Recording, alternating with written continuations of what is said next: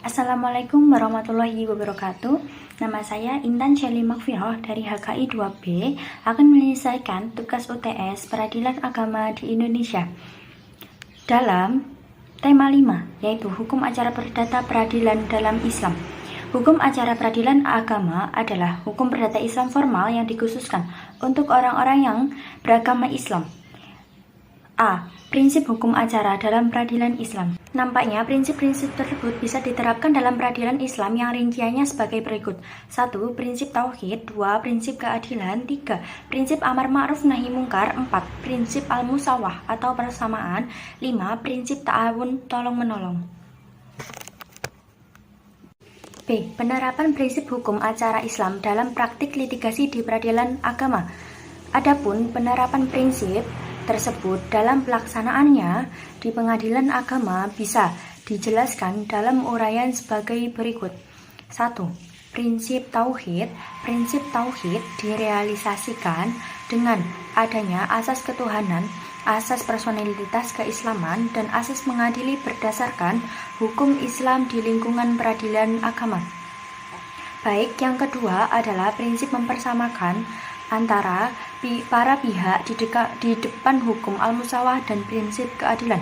Prinsip ini dalam hukum acara peradilan agama direalisasikan dalam berbagai asas, yaitu asas legalitas dan asas audiat alteram pacem menurut Ahmad Mujahidin. 3. Prinsip ta'awun saling membantu. Dalam risalah Qadlo Umar, ia mengkhususkan pembicaraan yang mengingatkan para hakim untuk membantu orang-orang kecil yang lemah dan orang asing agar mereka bisa bicara secara lancar dan mempunyai keberanian dalam mengemukakan masalah yang menjadi haknya. 4. Prinsip kemerdekaan atau kebebasan al-hurriyah. Prinsip kemerdekaan atau kebebasan dalam risalah Al-Qadlo ditujukan dalam poin risalah yang menyatakan bahwa hakim diberi kebebasan untuk beristihad dalam memutuskan perkara dan hasil ijtihad seorang hakim tidak boleh dipengaruhi oleh orang lain. Yang kelima adalah prinsip pembuktian dalam pelaksanaannya di lingkungan peradilan agama pada umumnya dan di pengadilan agama yang penulis teliti pada khususnya belum dilaksanakan sepenuhnya karena masalah pembuktian di lingkungan peradilan agama melaksanakan ketentuan yang tercantum dalam HIR RPGBW. 6. Prinsip tidak terikatnya hakim dengan putusan yang terdahulu. Prinsip tidak terikatnya hakim dengan putusan yang terdahulu diungkapkan dalam risalah Al-Qadlo dengan seorang hakim harus beristihad dalam memutuskan perkara. Dan jika ia merasa keliru dalam memutuskan perkara yang sudah lalu, janganlah merasa malu untuk meninjau kembali terhadap pendapatnya.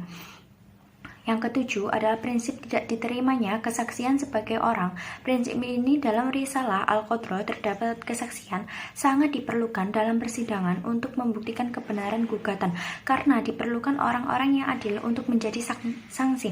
8.